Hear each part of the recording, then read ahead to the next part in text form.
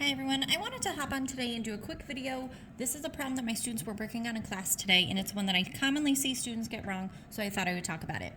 Whenever we're doing systems of equations, solving them by the elimination method, it's very important to make sure that your equations are lined up properly. That being said, I mean that the x's should be nice and lined up, your y's and your constants, but with your equal sign.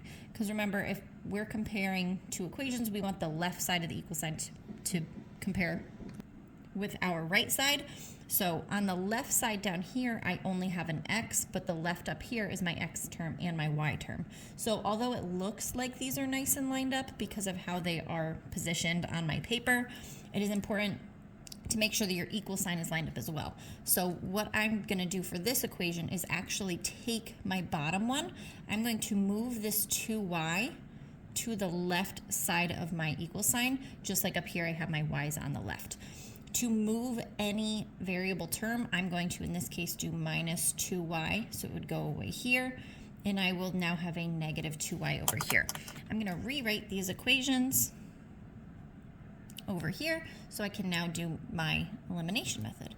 So I have x plus 2y equals 15. The top one didn't change.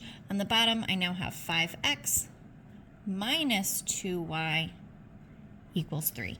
Now everything is nice and aligned. I have my x term, my y term, and my constant.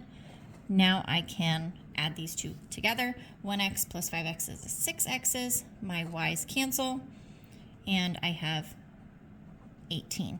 To solve for x, I'm going to divide by 6, and x equals 3.